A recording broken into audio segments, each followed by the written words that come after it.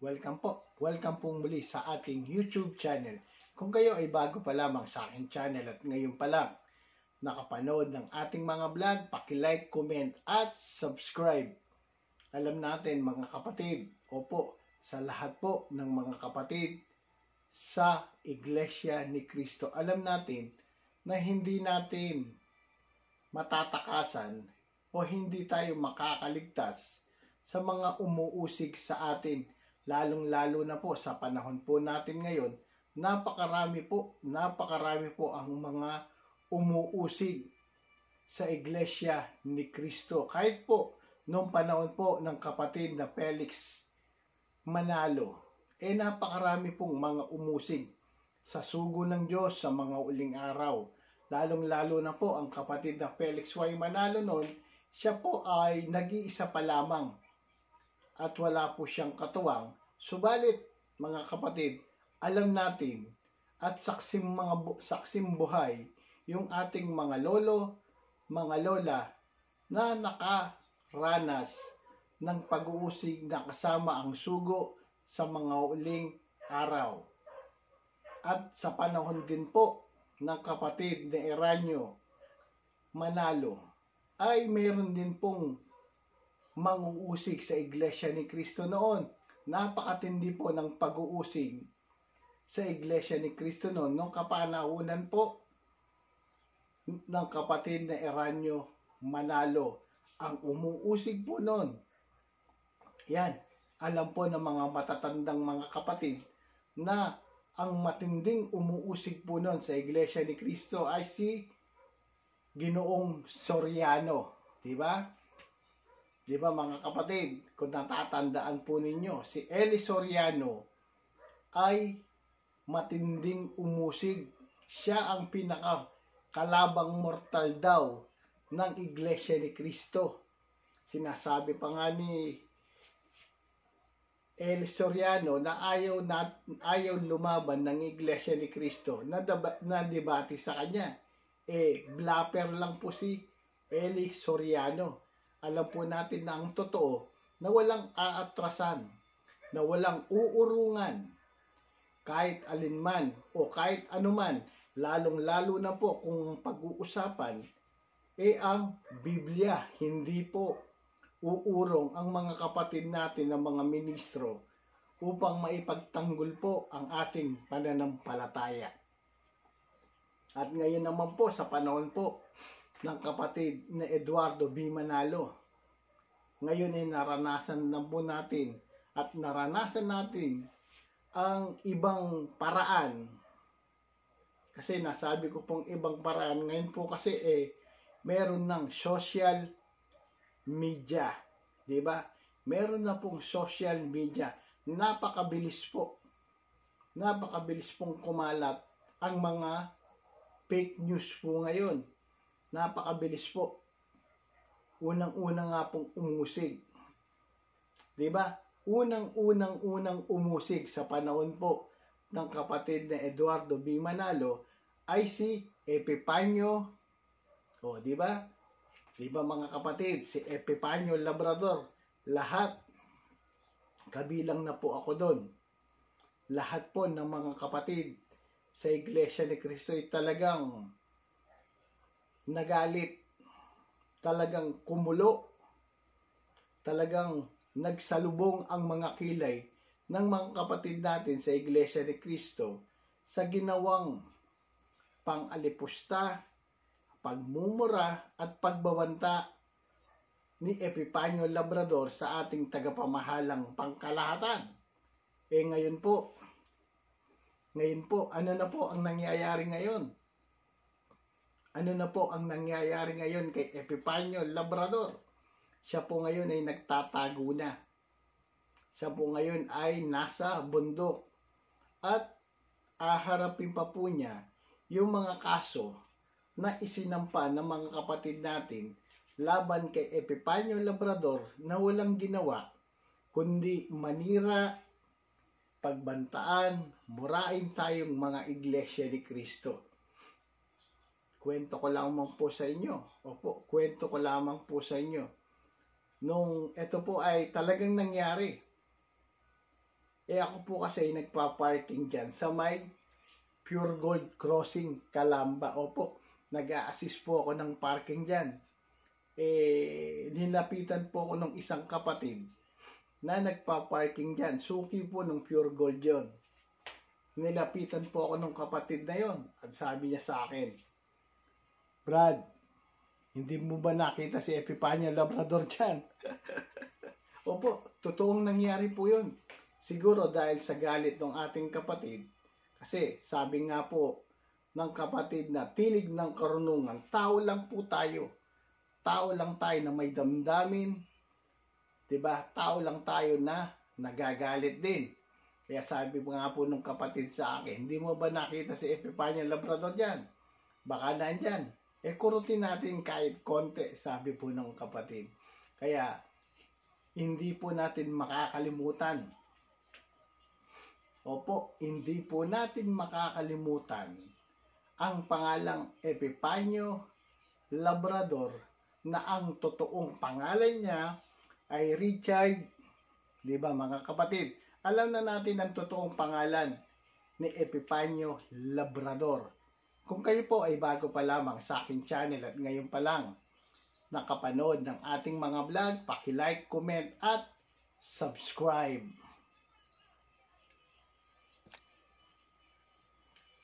Ngayon, pag-usapan pa po natin, sino pa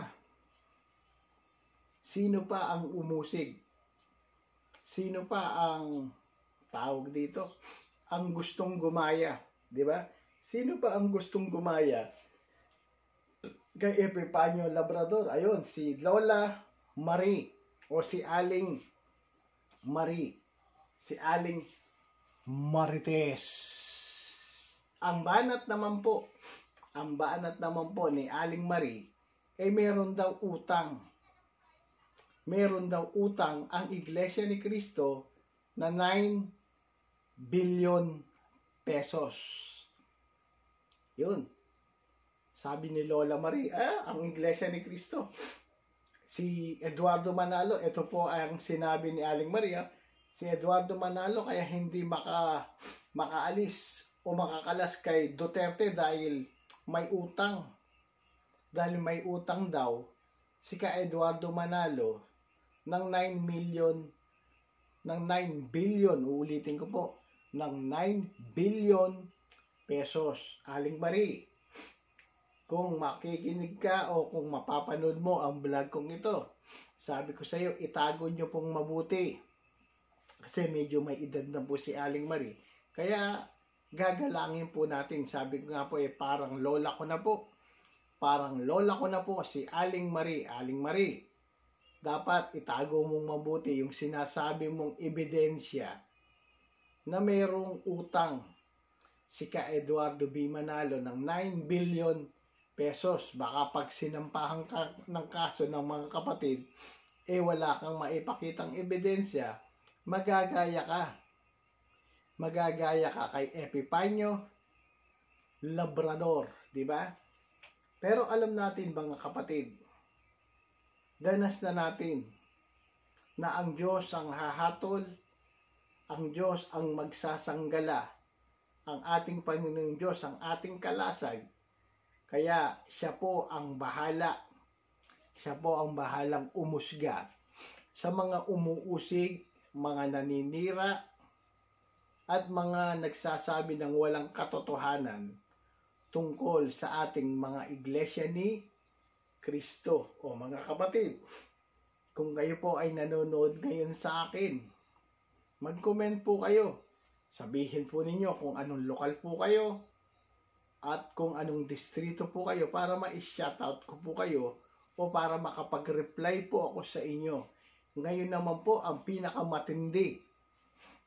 Sabi ko nga po, ngayon po ang pinakamatindi, itong isang foreigner na si Krishna Sahay, di ba? Siya po yung vlogger na talagang pinaghandaan, na talagang bumili pa ng mga gamit na pang-spy o ng salamin na may nakatagong camera para kuhanan yung ating ginagawang mga pagsamba sa panahon ng ating paglilingkod sa ating Panginoon Diyos. Di ba mga kapatid? Tayo nga, inuulit ko po, ito po nabanggit ko na rin po sa aking vlog nung nakaraan. Tayo nga mga Iglesia ni Cristo na o mga member na sa Iglesia ni Cristo kapag panahon po ng mga pagsamba. Di ba yung ating mga cellphone iniiwan natin sa information o sa mga kapatid na scan para maitabi po yung ating cellphone, kasi ang ginagawa po nating pagsamba pakikipag-usap po sa ating Panginoon Diyos.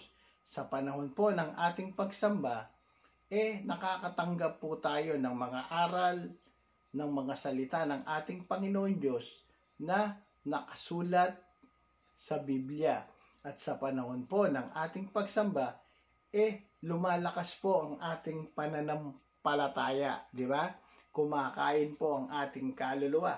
Napaka solemnidad. Diba? Napaka solemni po ng ating ginagawang pagsamba. Tapos ang ginawa nitong foreigner binaboy o binastos yung ating ginagawang mga pagsamba sa ating Panginoon Diyos. Diba? Pati yung nananalangin sabi niya nakainom siguro to kasi umiiyak po. Di ba mga kapatid, napakasarap po na sa panahon ng ating mga pagsamba o sa panahon ng ating pagsamba, kapag nananalangin tayo, inihiyak natin o umiiyak tayo para magsumbong, para ilapit, para umingi ng tulong yung ating mga kahilingan sa ating Panginoon Diyos. Minsan nga, kapag nananalangin yung mga ministro, o kapag nananalangin ang ministrong nangasiwa ng pagsamba, kapag ang pagsamba ay napakabiyaya kahit hindi natin gustong umiyak, nararamdaman natin na tumutulo ang ating mga luha. Di ba mga kapatid? Napakasarap po sa pakiramdam na iiyak natin yung ating mga problema sa ating Panginoong Diyos. Kaya mga kapatid, sabi ko nga po sa thumbnail ko, ang kahatol sa mga umuusig sa Iglesia ni Cristo ay ang ating Panginoong Diyos.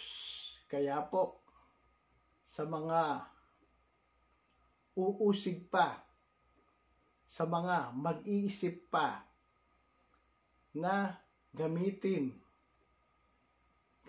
ang Iglesia ni Cristo para makarami po kayo ng views, para sumikat kayo sa social media. Alam nyo po, talagang alam namin na mga Iglesia ni Cristo na kaming mga Iglesia ni Cristo ay makakaranas ng mga pagsubok, na kaming mga Iglesia ni Cristo ay magiging kahati namin ang ating Panginoong Jesucristo sa mga naranasan niyang paghihirap nung siya ay nabubuhay pa o nung siya ay narito pa sa lupa.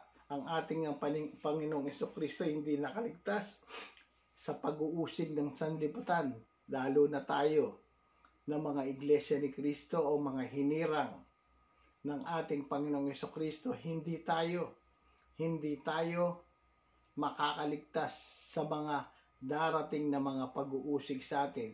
Pero ang ipinagpapasalamat natin, meron tayong Diyos. Meron tayong buhay na Diyos na handang tumulong sa atin sa lahat po ng ating pangangailangan. Di ba mga kapatid? At meron po tayong Panginoong Jesucristo na namamagitan sa ating pong mga panalangin sa ating Panginoong Diyos. Kaya po, sa lahat po ng mga kapatid, alam natin at totoong mangyayari na lahat ng mga uusig, mga umusig, mga lumaban sa Iglesia ni Cristo, ang Diyos ang hahatol sa kanila. Kung kayo ay bago pa lamang sa aking channel at ngayon pa lang po nakapanood ng ating mga vlog, paki-like, comment at subscribe po. Muli po, sinasamantala ko po yung aking pagbablog ngayon. Pinasasalamatan ko po yung mga palaging nanonood. Yung mga palaging nanonood sa aking pong mga vlog. At pinasasalamatan ko na rin po yung ating mga kapatid na mga vlogger. Opo, yung ating mga kapatid na mga vlogger na laging nandyan para magpaliwanag, para itama ang maling kwento ng mga vlogger na gusto lamang sumikat. Yan po ay sina Wonder Philippines, si Michelle Japinay, kay Tinig ng Karunungan, kay Munting Kaalaman, kay Tatay Agua Bayon. Napakarami po na mga kapatid natin na mga vlogger na laging nandyan para magpaliwanag at magsabi ng mga totoo na ito ay nakasulat sa Biblia, lalong-lalo na sa mga umuusig nga. Sila po ang nagpapaliwanag sa maling sinasabi po ng mga vlogger na gustong sumikat lang. Muli po, maraming salamat po sa inyong pong panonood. Good PM po.